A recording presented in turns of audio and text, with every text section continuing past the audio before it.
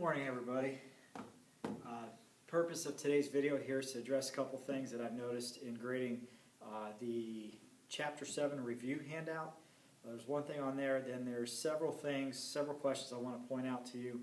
Make sure you have the right information on the anticipation guide from pages 212 to 217. So, first of all, on the Chapter 7 review handout, question number 2. I noticed that a lot of you, instead of, basically the question wasn't read carefully. I specifically asked you to put the terms in order from most general to most specific. Many of you did the opposite of that. All right, so the correct order that I'm looking for here, and this is talking about the taxonomy, the classification of living things. The terms you had to put in order were family, phylum, species, order, kingdom, genus, and class. So, of course, the correct order in the way that I'm looking for here is kingdom, phylum, class, order, family, genus, species. Again, kingdom, phylum, class, order, family, genus, species. This is the most general term, so you think about it, what separates animals from plants? Well, plants can make their own food, animals cannot. All right? Animals rely on food from other sources in order to survive. Phylum, and it gets most general, then it gets down here to most specific down here, genus and species. So again, make sure that if I had to correct that for you, what I typically did was highlighted most general to most specific or something to that effect.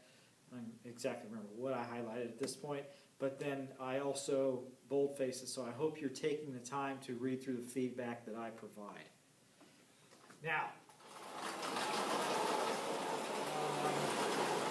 a total of 5 questions that I would like to address on Anticipation Guide 212, pages 212 to 217.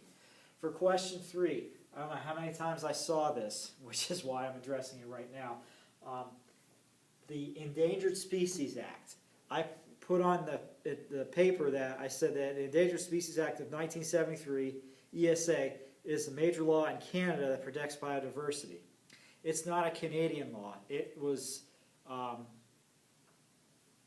written up and passed and everything through our processes that we have here in place here in the United States.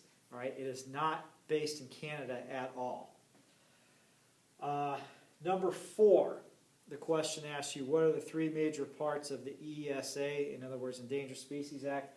A lot of people just simply wrote down Department of Interior, Commerce, and Agriculture.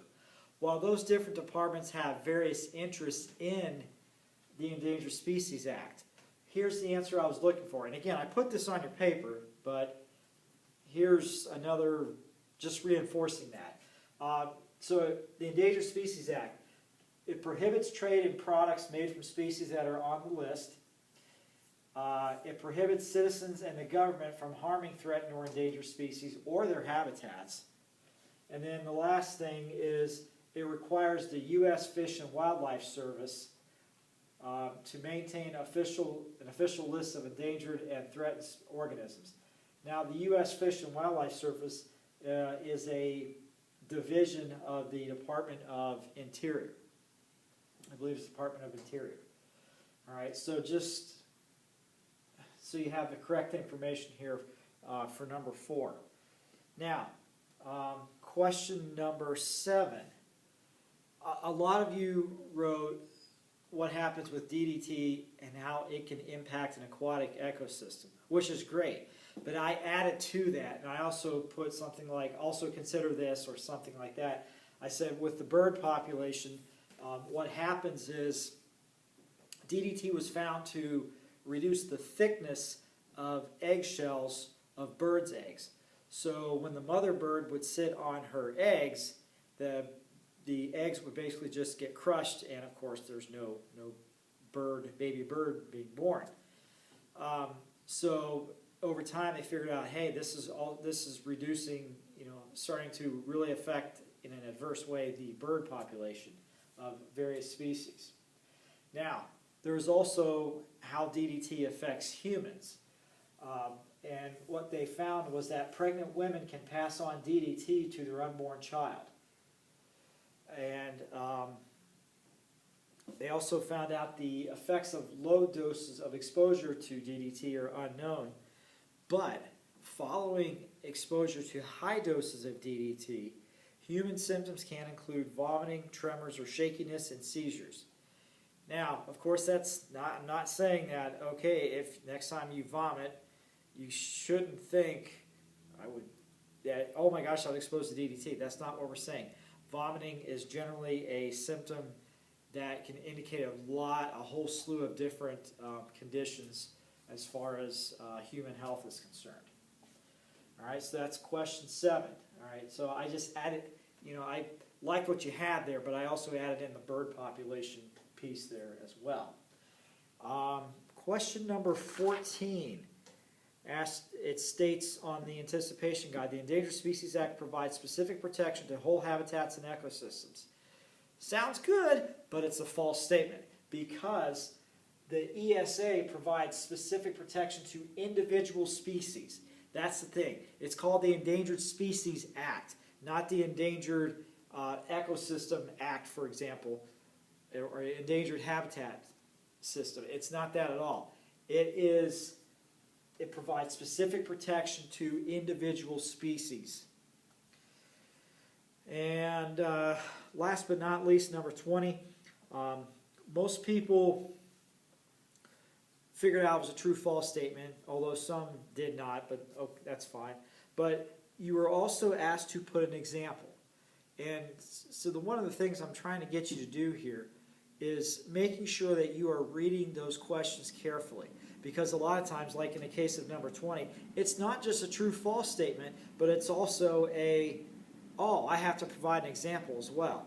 And the same was true for number 12, about the captive breeding as part of an overall program to protect the species called a species survival plan.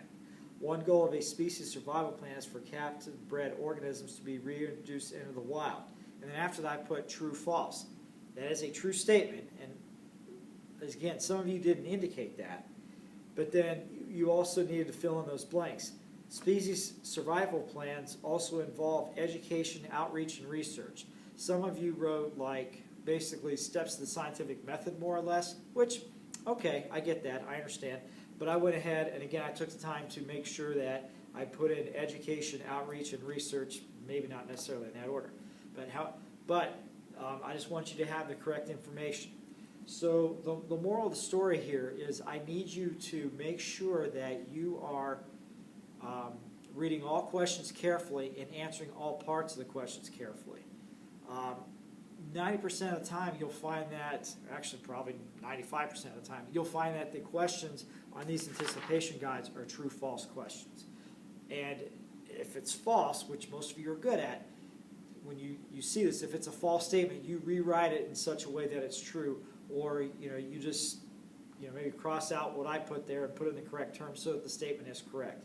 So just make sure that we're continuing to follow directions on the anticipation guide, and if at any point, there's the bell, if at any point you have questions, feel free to email me and I'll be glad to address those questions for you.